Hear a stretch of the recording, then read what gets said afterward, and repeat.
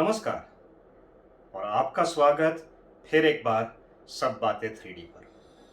तो पिछले कुछ दिनों में कुछ लोगों ने मुझसे पूछा है कि 3D प्रिंटिंग तो ठीक है, लेकिन इसको सेटअप करने के लिए खर्चा कितना आएगा। तो आज हम बात करेंगे 3D प्रिंटिंग के सेटअप के खर्चे के ऊपर।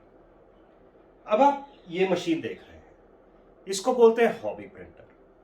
हॉबी प्रिंटर मतलब हम घर पे रखते हैं, अपना काम करने के लिए इस्तेमाल करते हैं। ये मशीन सबसे सस्ती मशीन होती है। इससे महंगी मशीन आती है जो हॉबी प्रिंटर से बेटर होती है, और फिर प्रोफेशनल मशीन आती है जो लोग कंपनियों में इस्तेमाल करते हैं। तो इन मशीनों में फर्क क्या होता है? फर्क ये होता है कि जितनी आपकी महंगी मशीन होगी उसमें चांसेस ज्यादा है कि वो आप डब्बे से निकाल के सीधा इस्तेमाल करना शुरू कर दीजिए। हॉबी मशीन में आपको उसको ट्यून करना पड़ेगा, उसको देखना पड़ेगा कि हम इसको कैसे सेटिंग करें कि यह अच्छी तरह प्रिंट करे। लेकिन अगर आप अपने हॉबी प्रिंटर को अच्छी तरह सेटअप करते हैं तो वो ज्यादा महंगी मशीन के बराबर प्रिंटिंग कर सकता है। ये हॉबी प्रिंटर आपको इंडिया में ज्यादातर साइट्स पे करीब करीब 20,000 रुपए के लगभग मिल जाएगा। जो थोड़े महंगे हॉबी प्रिंटर है, तो ये है एक कंपनी जिसका नाम है क्रियालिटी। इसके बराबर आपको और कंपनी के भी मिल जाएंगे, और आपको इंडिया में बने हुए प्रिंटर भी मिलेंगे। प्रूसा एक कंपनी है जिसका नाम 3D प्रिंटिंग में बहुत है। उनके जो मशीन आते हैं वो मॉडल के मुताबिक आपको करीब करीब 65,000 और 90,000 तक की रेंज में मिलेंगे। और जो महंगी मशीन्स हैं वो आपको करीब करीब 3 लाख 5 लाख और उससे ज्यादा की भी मिल सकती है। तो आइए देखते हैं कि हम इस प्रिंटर को सेटअप करने में और क्या क्या चाहिए। तो ये है हमारा हॉबी प्रिंटर। सबसे पहले आपको प्रिंटर रखने के लिए एक टेबल की ज़रूरत पड़ेगी। ये टेबल स्टेबल होनी चाहिए, हिलनी नहीं चाहिए, क्योंकि ये प्रिंटर जब हिलेगा और टेबल अगर हिलेगी तो वो ठीक तरह प्रिंट करने में प्रॉब्लम होती है। अब आप जब ये प्रिंटर लेते हैं, इसमें आपको कुछ चीज़ें शुरू में ही देखनी पड़ती हैं। सबसे पहली चीज़ जो आपको देखनी पड़ेगी, ये एक्सट्रूडर। ये प्रिंटर एक प्लास्टिक एक्सट्रूडर के साथ आता है जो सही इस्तेमाल नहीं हो पाएगा क्योंकि वो बहुत जल्दी क्रैक हो जाता है।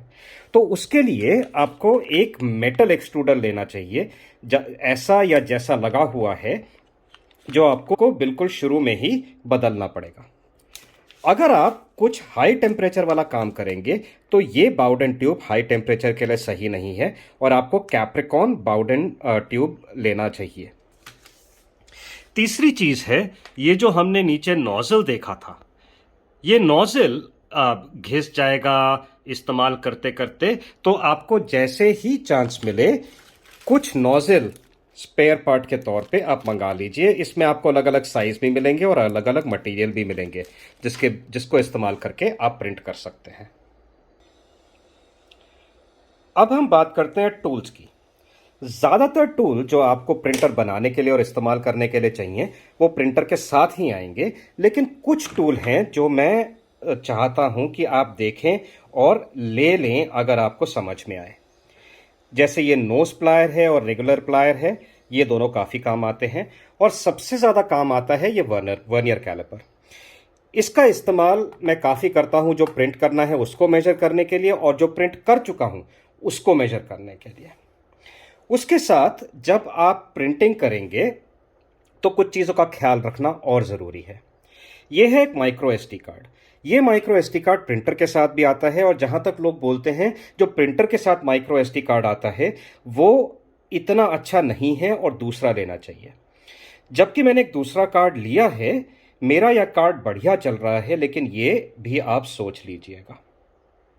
उसके बाद बहुत ज़रूरी है ये आईपीए या आइसोप्रोपाइल अल्कोहल। ये 95% बहुत ज़रूरी है आपके लिए। ये मैंने 99% ले रखी है। और जब हम ये बिल्ड प्लेट पे बनाते हैं, ये उसको साफ करने के लिए इस्तेमाल की जाती है, क्योंकि जब भी उंगली लगती है या कुछ लगता है तो उस पर ऑयल या डस्ट धूल इत्यादि हटाने के लिए ये बहुत काम आता है। ये मैं हर प्रिंट के पहले इस्तेमाल करता हूँ। और जहाँ तक चीज़ें चिपकने की बात है बिल्ड प्लेट पे, उसके लिए आप अलग अलग चीज़ें इस्तेमाल कर सकते हैं। उसके लिए आप ये गोंद या ग्लू स्टिक इस्तेमाल कर सकते हैं, पर्पल वाली अच्छी है। हेयर स्प्रे इस्तेमाल कर सकते हैं। और पेंटर्स टेप करके जो आता है, वो अगर आप टेप लगा दें, उसका भी इस्तेमाल लोग करते हैं। मुझे इस मशीन के लिए वो इस्तेमाल करने की ज़रूरत नहीं पड़ी, लेकिन जब कभी कभी ज़रूरत पड़ती है उसके लिए ये सब मैंने ले रखा है। अब हम आते हैं सबसे ज़रूरी चीज़ पे, क्योंकि जब तक हमारे पास फिलामेंट नहीं होगा तब तक हम प्रिंट कैसे करेंगे। तो ये फिलामेंट का रोल आता है। ये अलग अलग वज़नों में आते हैं। मैं 1 किलो का रोल इस्तेमाल करता हूँ। अब 1 किलो का रोल हमको थोड़ा ध्यान से देखना पड़ता है, क्योंकि लोग दो तरीके से बेचते हैं, 1 किलो ग्रोस और 1 किलो नेट। 1 किलो नेट का मतलब होता है कि जो फिलामेंट है वो 1 किलो इस पे चढ़ा हुआ है और इस पूल का वजन अलग है। 1 किलो ग्रोस में इस पूल का वजन शामिल होता है। तो जब आप खरीदें तो देख लें कि वो 1 किलो ग्रोस मिल रहा है या 1 किलो नेट मिल रहा है। इसका आपको प्राइस पड़ेगा करीब करीब 900 रुपये और 1200 रुपये के बीच में, पीएलए और एबीएस के लिए।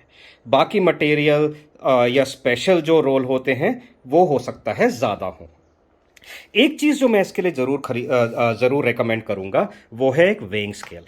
वेइंग स्केल के पे हम देख सकते हैं कि इसका एक्चुअल वेट कितना है, और जो हम पार्ट प्रिंट करते हैं उनको वे करने के लिए भी ये काफ़ी फ़ायदेमंद रहता है।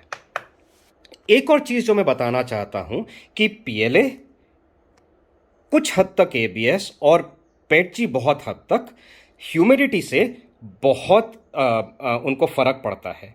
तो जैसे कि आप देख रहे हैं, मैंने ये मीटर ले रखा है जो मुझे ह्यूमिडिटी बताती है। लेकिन जैसा आप देख रहे हैं, मैं बहुत हाई ह्यूमिडिटी एरिया में रहता हूँ। अभी आप देख रहे हैं 89% ह्यूमिडिटी है मेरी वर्कशॉप में। तो पीएलए और पेटजी और एबीएस के लिए भी आपको ये ह्यूमिडिटी काफ़ी कम करनी पड़ती है। वो कहा जाता है कि 15% से ऊपर ह्यूमिडिटी में हमको फिलामेंट नहीं रखना चाहिए। तो उस वजह से एक डब्बा मिलता है जिसमें हीटिंग भी होती है और आप उससे सीधा प्रिंट कर सकते हैं। वो करीब 5000 तक का आता है। लेकिन मैंने ये अपने लिए डब्बा बना रखा है जिसमें मैं अपना फिलामेंट रख सकता हूं और इससे प्रिंट करता हूं। लेकिन उसमें आपको ह्यूमिडिटी कम करने के लिए कुछ चीज़ें करनी पड़ती हैं। तो जैसे ये क्रिस्टल्स हैं, हाइग्रोस्कोपिक क्रिस्टल बोलते हैं इनको, जो ह्यूमिडिटी कम करते हैं, वो मैं इस डब्बे के अंदर रखता हूं ह्यूमिडिटी कंट्रोल करने के लिए। एक और चीज़ जो मैं कहना चाहूँगा, जैसे मेरे यहाँ बिजली का कोई भरोसा नहीं रहता। अगर आपका भी वही हाल है तो एक यूपीएस ज़रूर ले लीजिएगा, क्योंकि जैसी ही बिजली जाती है प्रिंटर तो बंद हो जाता है और आपके प्रिंटर पे जो प्रिंट है वो फिर ठीक नहीं बनेगा। तो पूरा सेटअप कितने का पड़ता है? जैसे हमने बोला ये मशीन करीब करीब 20,000 की। हमने जितनी चीज़ें देखी वो आपको 500 और 700 के बीच में मिल जाएंगी ज़्यादातर। कुछ चीज़ें सस्ती हैं उससे, क्वालिटी पे डिपेंडेंट और आप कहाँ से खरीदते हैं, राइट, उसको देखते हुए। तो उस हिसाब से सब कुछ मिला मिलो के आपका पूरा सेटअप करीब करीब 25 और 35,000 के बीच में पड़ना चाहिए। ये हॉबी उतनी महंगी नहीं है जितनी लगती है और मज़ा बहुत आता है। अब आप ये सोचिए कि अगर आपको ये करना है और आप हॉबी मशीन लेके उसको इतना अच्छा ट्यून कर दें, इतना अच्छा सेटअप कर दें, इतना अच्छा बना दें कि वो 1 लाख या ज्यादा की मशीन जितना अच्छा प्रिंट करे, तो उसमें कितना मजा आएगा। चलिए फिर हम 3D प्रिंटिंग के बारे में और देखेंगे अगले एपिसोड में। धन्यवाद।